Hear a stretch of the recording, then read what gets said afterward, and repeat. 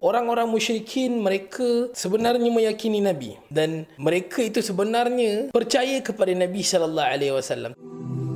Jangan lupa like, subscribe, dan share. Hashtag Motivasi Manfaat.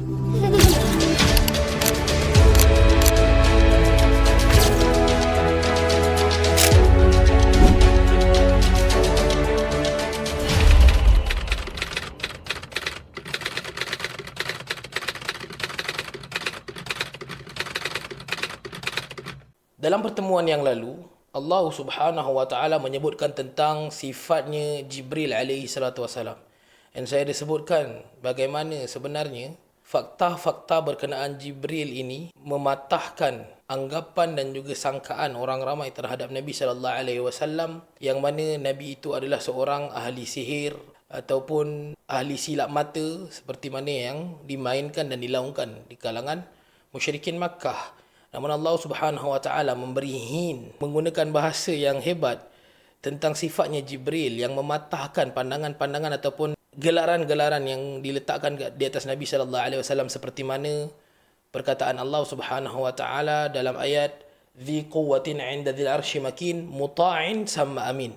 Jibril itu adalah makhluk yang muta', yang taat, sama amin, dan dia juga amanah berbanding jin-jin yang diguna pakai oleh ahli sihir, dan ahli sihir memahami konteks ayat ini sebagai satu tanda di mana Muhammad sallallahu alaihi wasallam menerima wahyu daripada Allah Subhanahu wa taala melalui perantara yang bukan semisal jin yang mereka sendiri amalkan dalam sihir mereka. Kemudian Allah Subhanahu wa taala menyebutkan tentang gelaran yang diletakkan kepada Nabi sallallahu alaihi wasallam di mana Nabi itu adalah seorang yang gila, menyebutkan sesuatu yang tentang beyond comprehensive ataupun beyond comprehension, sesuatu yang tidak dapat diterangkan, diterjemah. Maka apabila Nabi sallallahu alaihi wasallam menyebutkan tentang hal-hal akhirat, kiamat, kehidupan selepas kematian, dibangkitkan manusia selepas ditanam dalam kubur mereka, maka ini dilihat sebagai sesuatu yang it's not about beyond comprehension, tapi ianya adalah sesuatu yang bersifat gila, junun. Maka Allah Subhanahu wa taala menyebutkan wama sahibukum bimajnun. Wama sahibukum, kata Allah Subhanahu wa taala, dan sahabat kamu itu, teman kalian ini, bukanlah wama sahibukum bimajnun, dan sahabat kamu ini bukanlah orang yang gila. Allah Subhanahu wa taala menggunakan perkataan sahibukum. Sahib merujuk kepada sahabat. Ini kerana orang-orang musyrikin Makkah sebenarnya mereka mengakui bahawa Muhammad itu adalah seorang yang sangat baik untuk dijadikan teman. Tak ada orang yang akan menolak Muhammad untuk menjadi teman ataupun sahabat mereka. Namun hanya kerana apa yang dibawakan oleh Muhammad itu menjadikan mereka tak boleh untuk berkawan dengan Muhammad. Atau erti kata lain, mereka juga takut untuk menyembelahi Muhammad itu kerana kepentingan pimpinan, politik, pengaruh dan seumpamanya. Mengakui iman dengan Muhammad adalah seakan-akan tunduk. Dan ini adalah konsepnya ego orang-orang musyrikin Makkah, yang mana keegoan ini akhirnya membina ketaksuban dan kebencian mereka kepada Nabi sallallahu alaihi wasallam. Sedangkan Allah Subhanahu wa taala membawakan kalimah sahibukum, sahabat kalian, menunjukkan satu orang yang bukan baru dikenali. Allah Subhanahu wa taala bermain dengan balaghah, dengan perkataan di mana sahabat ni tuan-tuan, dia ada level dalam menentukan teman ataupun kawan. Dalam bahasa Arab dia ada bahasa tertentu. Dia ada rafiq.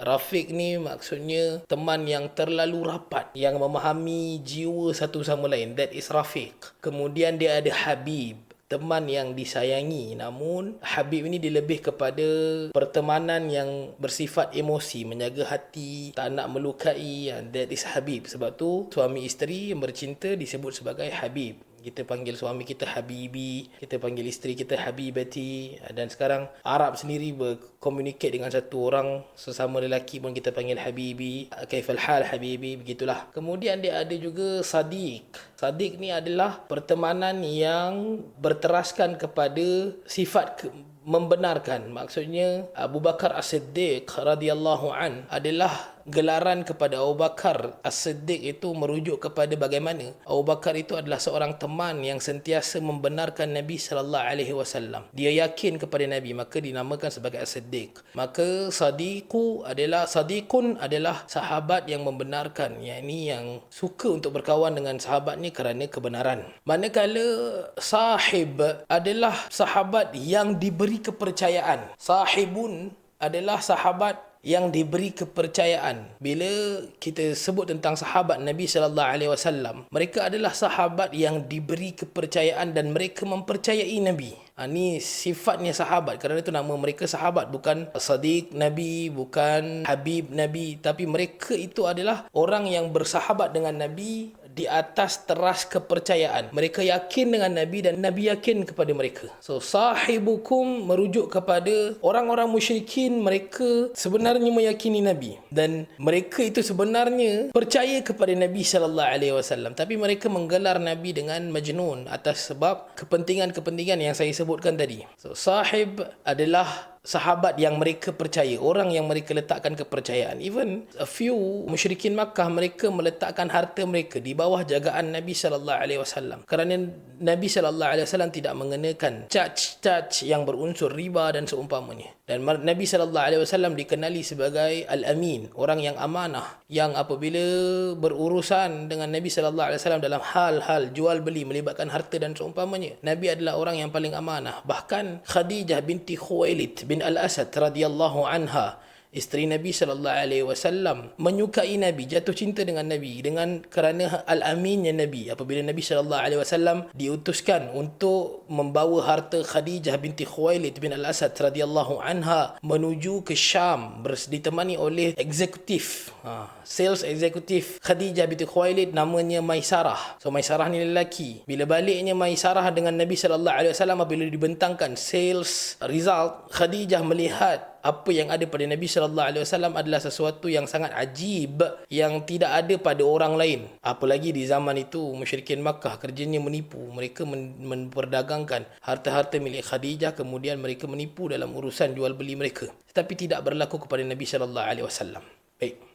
أبوء لك بنعمتك علي وأبوء